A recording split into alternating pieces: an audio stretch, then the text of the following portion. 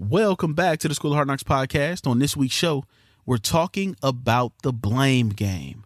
That's right. Now, most of you think excuses are what is holding you back. But when you really drill down deep, when you really start to peel back the onion, the biggest aspect of an excuse has to do with blaming other people.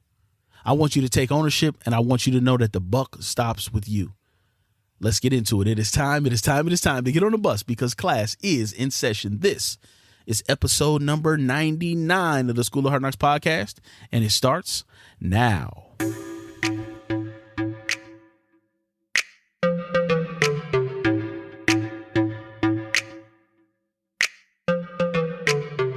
This is the School of Hard Knocks podcast, the show that will help you turn your thoughts and ideas into reasonable, rational, and profitable action.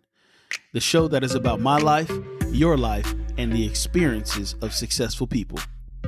The aim of this show is to help you be the best version of yourself. Prepare to be inspired, encouraged, motivated, and most importantly, challenged. Enjoy the show.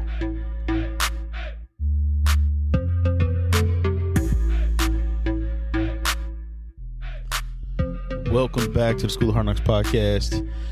I am your host, Mark W. Knox. I'm coming to you from a very special place. This is the first time I'm attempting to do this. We'll see what happens. Pardon any weird background noises or anything like that you hear, but I'm actually coming to you from one of my favorite places, figuratively speaking, because my favorite place, this favorite place can actually be in any place, right? I'm actually coming to you from the bedroom of my RV. Yes, I am camping right now with my oldest son, Marquez, my 5-year-old. It is Sunday evening, and I am attempting to deliver on my promise, and you know, my listeners hold me accountable to deliver the episode every single Monday. So the week kind of got away from me this week. I'm not gonna lie, it kind of got away from me. I had all intentions to record a show Thursday or Friday, but as you guys know, life happens, and again, it just got away from me. I was solo with the kids Friday night through most of the day on Saturday, and it literally just it went to the back burner. I've been thinking about topics all week. I've got something exciting hopefully lined up for you for this week, but yeah, so I'm sitting in my RV, and the reason I call this my happy place is literally because when I'm in my RV, I am, 99% of the time with my family, whether that's just my son. This is our second or third time camping together, exclusively just us two, or, all my children and my wife, or my nieces and nephews, right? So I'm always with people that I love and care about when I'm in this place. And again, this place is on wheels, so it can theoretically be anywhere where there's a road. So we are currently at the brand new, I think it's about a month old, Camp Cedar, Kings Island campground, and it's pretty cool. I mean, this is us coming off of being down in the Smoky Mountains in the Pigeon Forge, Gatlinburg area last week. And then we're actually going to Indiana Dunes State Park next week. Right. So, again, we try to do these types of things for exposure. And I know you might be thinking to yourself, man, your kids are so young, they're not going to remember anything.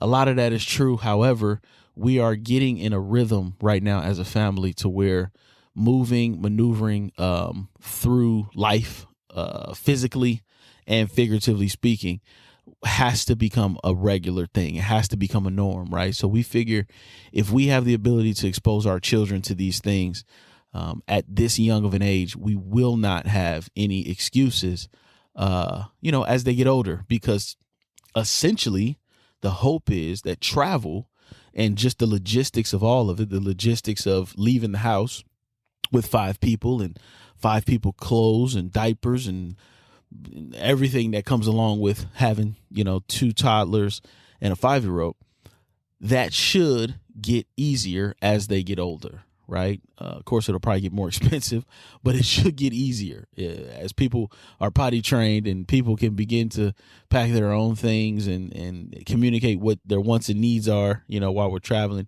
It should get easier. So we're getting into a rhythm now of doing this from the gate so that when we continue to do this as our children get older, we won't have any excuses, right? And it won't be foreign to them.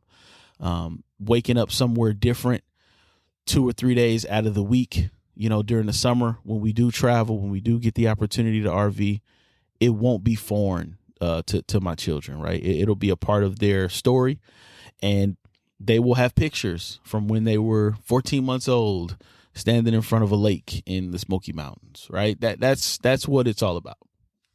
So I say all that to say this week's topic is really about the blame game, right? And there are many aspects of why people do what they do, and there's many aspects of why people fail at doing what they say they want to do. And I came to this conclusion the other day when I was just thinking, like, man, what is still holding most of us back? What is that thing that is really hard to shake? That's keeping us from launching out and really taking risk and launching out and really being everything and the best version of ourselves. And I started to think about excuses of, yes, there are excuses. We had a whole show about excuses. I don't remember the episode number, but we had a whole show specifically centered around excuses. But when we start to dig deeper and peel back the onion on excuses, one of the major attributes of most excuses that I hear and that you probably hear is the element of blame, right? The element of shifting the responsibility to accept the failure onto someone else or something else. We understand that blaming or the blame game is not exclusive to a person. It's not exclusive to a person, right? You can blame a process. You can blame an event. You can blame a crisis. You can blame a tragedy for why you did not do what it is that you intended to do, said you wanted to do, so on and so forth. Now, granted, let me start off this conversation about the blame game saying that, hey, sometimes blame is absolutely warranted. You just heard me talk about tragedy, right? If you lose someone that you love, someone that's very close to you while you're in the middle of building something or starting a business or whatever, you have every right to blame that situation for the delay or the false start, right? That's not what I'm talking about. I'm talking about the unsolicited, the unwarranted blame that we place on individuals as well as things or processes. And you know what I'm talking about, right? For those of you that are a part of the corporate culture, corporate America, right? There's something in corporate America called throwing someone under the bus, right? That is a term that gets used on a daily basis in many corporate environments. Throwing someone under the bus. That is essentially blaming someone for something that they did or did not do that had a negative result. And it caused you not to be able to do what you were supposed to do, right?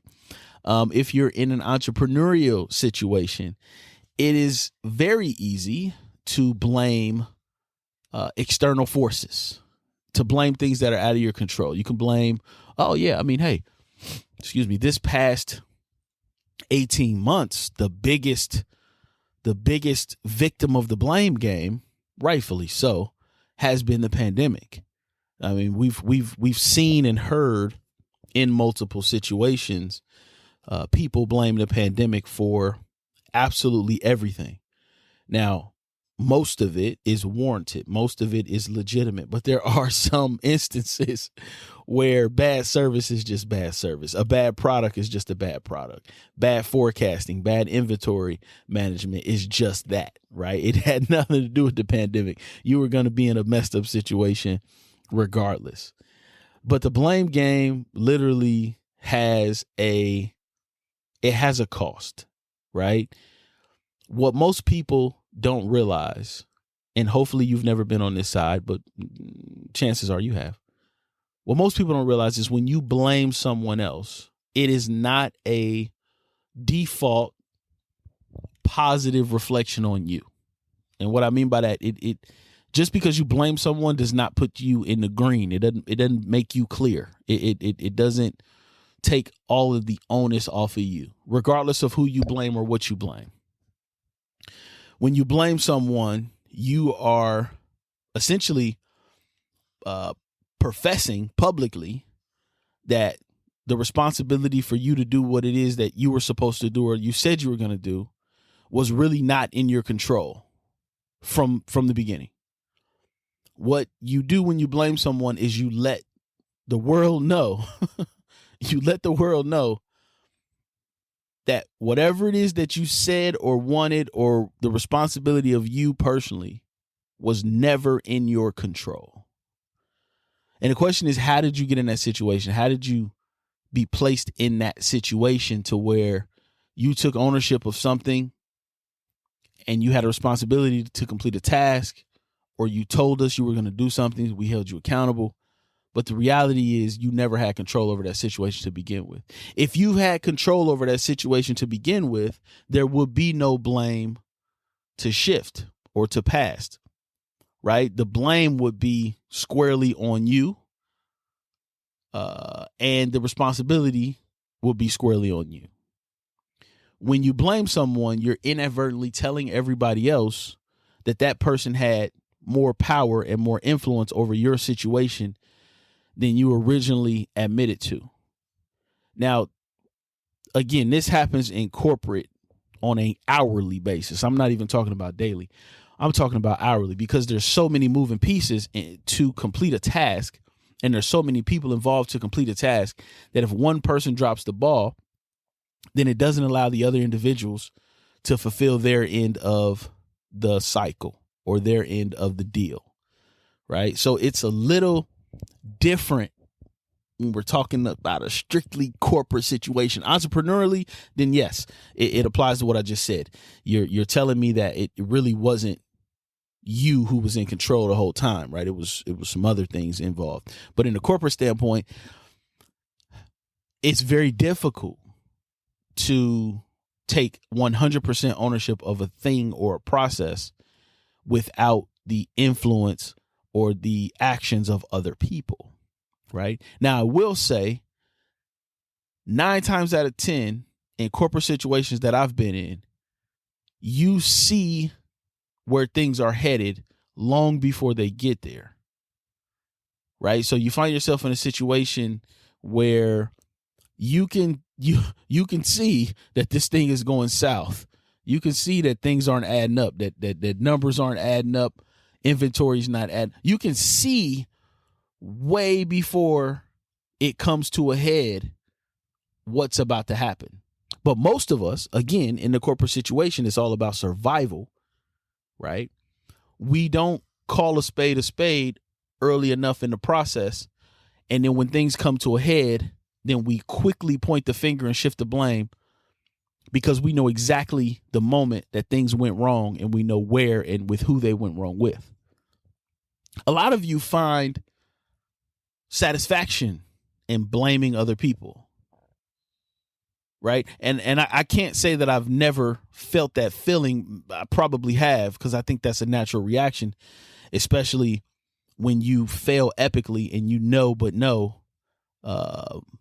what happened and where things went wrong, and maybe it was with a different person.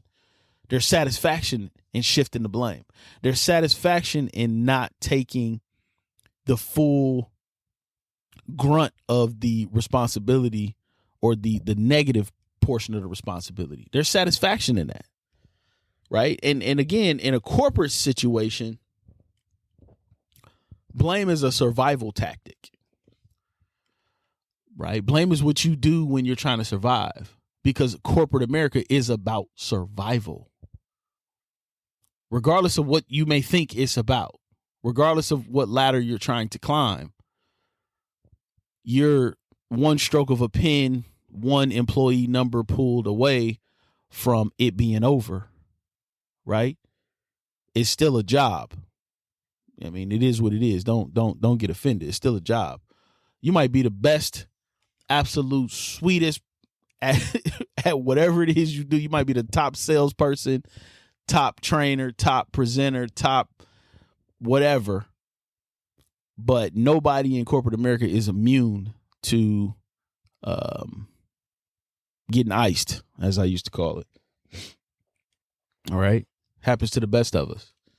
It's a survival situation. So blame is a survival tactic, right? In an entrepreneurial standpoint, that profits you none. It profits you none. Yes, you're trying to survive when you're an entrepreneur, but shifting the blame does not benefit you at all. Whereas in a corporate setting, you could argue that there are certain situations that all you need to do is shift the blame and it might make you look better for a season. Sad but true, right? Sad but true.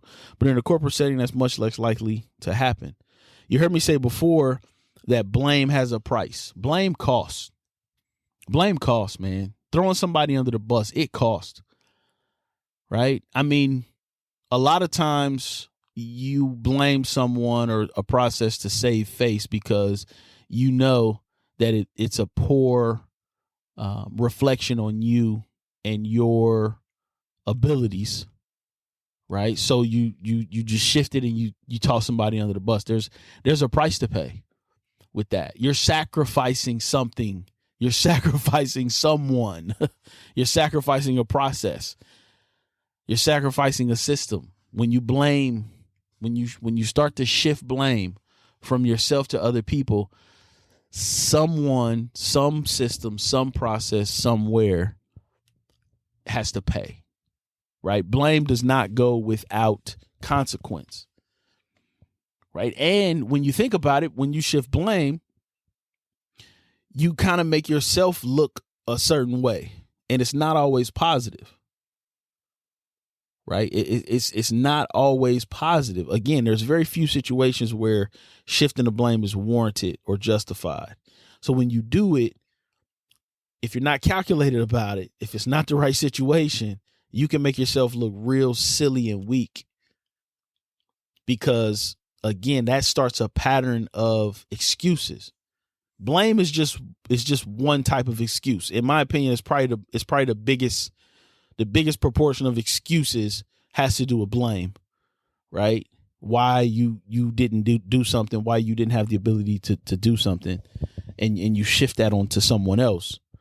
Blame has a price, man. Blame has a price. And you have to really understand the thing that's holding you back is when you keep shifting blame on other people, you're sacrificing them, you're sacrificing their reputation, and it's a negative reflection on you, right? There's a saying about, climbing a corporate ladder, right? We all know people in corporate America who have climbed the ladder pretty successfully and done it the right way. And then we've also know people who've climbed the ladder outwardly very successfully, but stepped on a lot of people to get to where they are. Right. I'm telling you, destroying relationships, throwing people under the bus, corporately or entrepreneurially, does not pay off. It never pays off. It never pays off. Regardless of what title you hold in a corporate situation,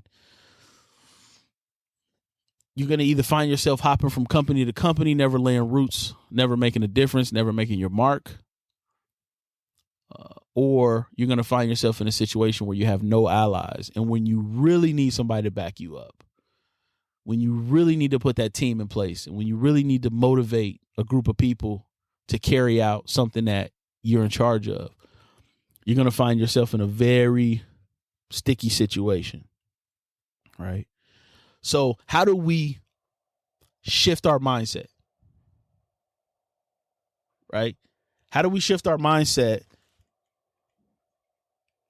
so that blame is not a part of our vocabulary? We really have to start to understand ownership. And we did an episode very, very recently about taking ownership. Taking ownership in a corporate setting, in my opinion, is one of the greatest power moves you can make. One of the greatest power moves you can make. When you can look at a situation or a process that nobody else wants to own and you understand it from A to Z, and you understand how to manipulate that process to make it do and to make it achieve the outcomes that you're looking for and that the organization is looking for. When you take ownership of that situation, that is a power move. However, taking ownership of a situation means that you are no longer able, you no longer have the ability to pass the blame. As they say, the buck stops with you. Right. So when you do shift blame, you're telling everybody that the buck does not stop with me. I'm putting the buck in somebody else's hand. You're responsible for the buck. Right. But when you take ownership of a situation, you're telling us that the buck stops with you. And there's no greater authority in that area. And there's no decision that you can come to that you can shift to someone else, because you've taken ownership. You're right in the middle of that process from beginning to end. So when we start to shift our mindset, it's really about taking ownership. When you take ownership of a situation or a process, there is no blame. There's only action and consequence, but there's no blame. Blame has no place. The other thing that you have to do is sometimes you have to throw yourself under the bus. Sometimes you got to jump on the grenade for the greater good. If you're an entrepreneur, you understand exactly what I'm talking about. It is what it is. Like something don't get done, it's on you. Right? That's a daily process, jumping on grenades as an entrepreneur. But in a corporate setting, sometimes you got to take the L. Sometimes you have to take the L. Now, be calculated in which L's you take. Choose your L's wisely. Don't make it a pattern of taking L's. But sometimes taking the L is actually a win for you. Right? When you can explain again what went wrong, where exactly things went left or went south, without throwing someone else under the bus and only implicating yourself as someone who probably could have done more, tried harder, do better, then it might turn out for a win for you. It might turn out to be the example of leadership that the organization is looking for. Because I can tell you now that shifting the blame is not leadership. It might be management. And we've talked about the difference between management and leadership. Shifting the blame might be management, but it's definitely not leadership. Because again, leadership is about taking ownership, which means the buck stops with you. The buck stops with you. So think about that as you go throughout this week. And when you're listening to this episode, hopefully in the future, think about the last time that you blamed someone for something that did not happen. And yes, we talked about it on a business level. We talked about it on entrepreneurship and corporate. But that's personal life stuff too. Who are you blaming and what are you blaming them for? And how is you blaming someone else profiting you at all? How is you blaming someone else holding you back? Because it probably is. It is so easy to not do something and then justify it in blaming someone else and giving that person all of the power and all of the authority in that situation, knowing that if you would have just taken ownership of that situation, of that process, of that initiative, of that goal, of that dream, just taking ownership of that, you could have already been at the next level. But it's easy to shift it. It's easy to say, they didn't do what they wanted to do. They didn't do what they said they was going to do. How many times have you wanted to start a business and you had a partner and you got to a certain point where you just started shifting the blame to that other person? Well, she didn't do what she said she was going to do, so we can't do this. Right? Oh, man.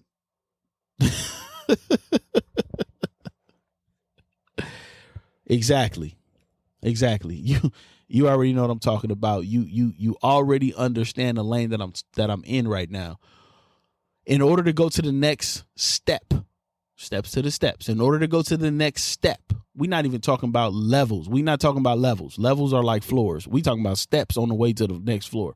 In order to go to the next step, you have to stop blaming people and processes. Start taking ownership. Adopt the mentality that the buck stops with me. Adopt the mentality that I'm not going to operate in desperation, which puts me in survival mode, which causes me to blame everybody else for my failures. Tell yourself that on a daily basis. Take ownership. The buck stops with you.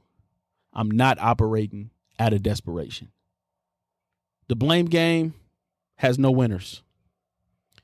The blame game has no winners. Not long term. You might look good for a minute when you toss somebody under the bus, but I guarantee you, if you make a habit of tossing people and processes under the bus, those same people and processes will happily toss you first opportunity that you get. Blame is like a boomerang, comes right back around. It comes right back around. Right back around. But I guarantee you, if you take the L in certain situations, you take ownership in certain situations, those same individuals that could have been on the block, the chopping block that is, they're going to look out for you the next time because they know what really happened. So listen, guys, again, I'm coming to you from the master bedroom, if you want to call it that, of my RV over here at Camp Cedar, Kings Island Campground with my 5-year-old son.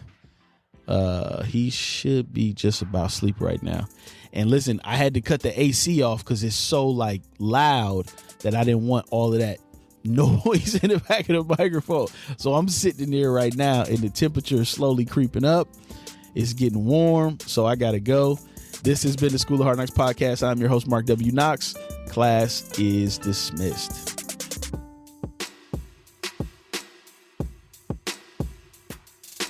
Thank you for listening to the School of Hard Knocks podcast. Remember, new episodes every single Monday. Subscribe on your favorite podcasting platforms. We can be found on social media by searching The School of Hard Knocks. That's KNOX. For all show notes, information about professional development and business coaching, School of Hard Knocks virtual courses, and how you can partner with the podcast for as little as $1 per episode, visit www.hardknockspodcast.com. That's www.hardknoxpodcast.com. Don't forget to share this podcast with somebody who you know needs to hear this message. Thank you again for listening. This is the School of Hard Knocks podcast. I am your host, Mark W. Knox, and I'll catch you next week.